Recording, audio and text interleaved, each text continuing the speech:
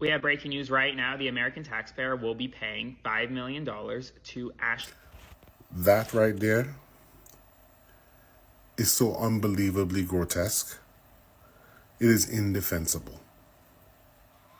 It's just indefensible. This woman stormed the Capitol. This woman was intending to inflict bodily harm on members of Congress. I remember watching that video. They warned her, do not go in there. Please stay where you are.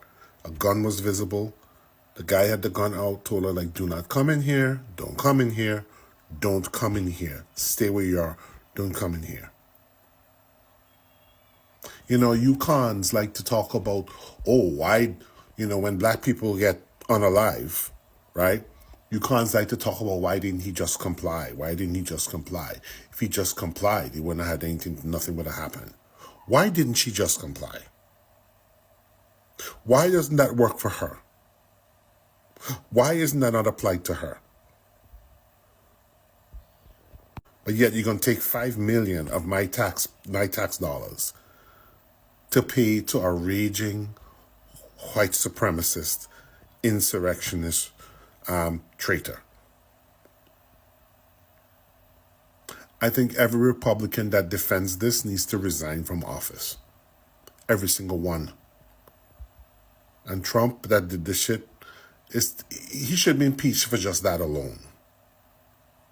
That's a very small thing to be impeached for, but he deserves to be impeached for that because you're literally taking $5 million, which a lot of us could do with right now, to pay an insurrectionist, a white supremacist, a racist ass, violent, racist ass insurrectionist family. You're paying that family for her bad behavior, basically.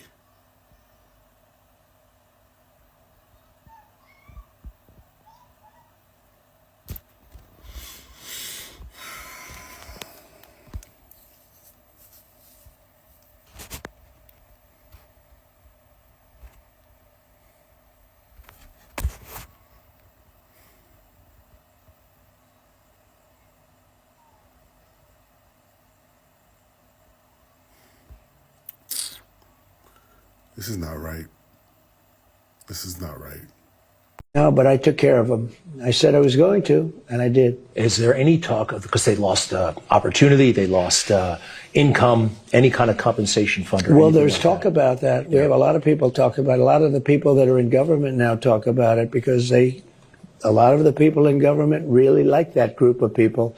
They were patriots as far as I was concerned. I talk about them a lot. They were treated very unfairly. You know, the thing they show is they show a group of 1,000, whatever it may have been, 1,500 people down.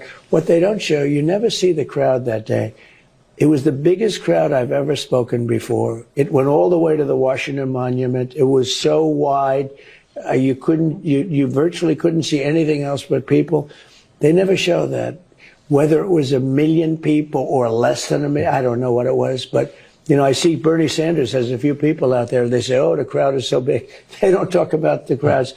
But a group of people went down there peacefully and patriotically. Remember that. You know. Yep, it's not unbelievable. Matter of fact, there's precedent for that. For paying people for crimes against humanity. It's well known, well, a lot of these MAGAs probably don't know, that the U.S. government paid slave owners, right, after the Civil War for the loss of their property, meaning the loss of the slaves. That is a fact. That is a fact. Another form of quote-unquote payment was that I think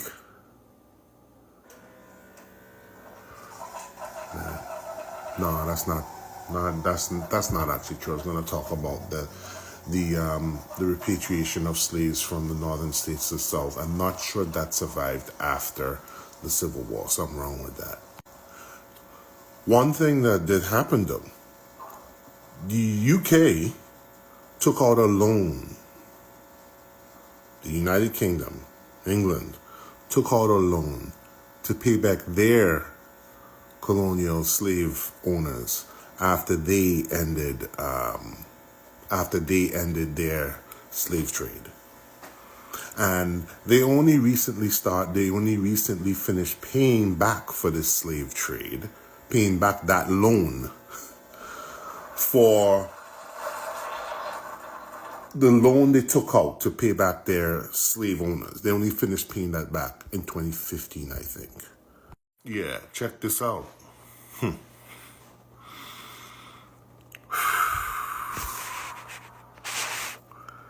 Yeah, the UK, as I said, I'm not making this up, the UK only finished paying off the UK slavery debt in 2015. So, in a sense, it's not unprecedented to repay white people for bad behavior, for crimes against humanity, for insurrection, for basically they paid them for inflicting centuries of an African Holocaust. So I guess it's not unprecedented. I guess Trump is kind of par for the course. That shit he did.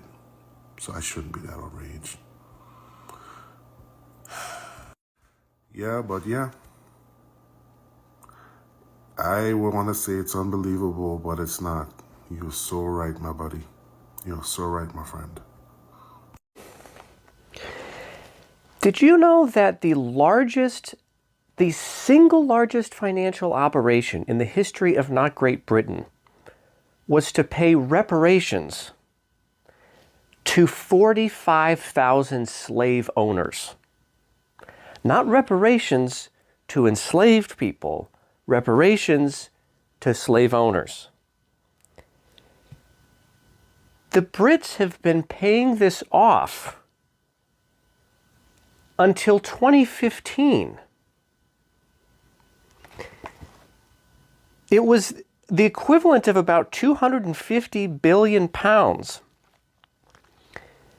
15 of the 20 million pounds in that currency, that was the original payment, was raised for the government by Nathan Rothschild and Moses Montefiore, however you say that name, from UK and European creditors.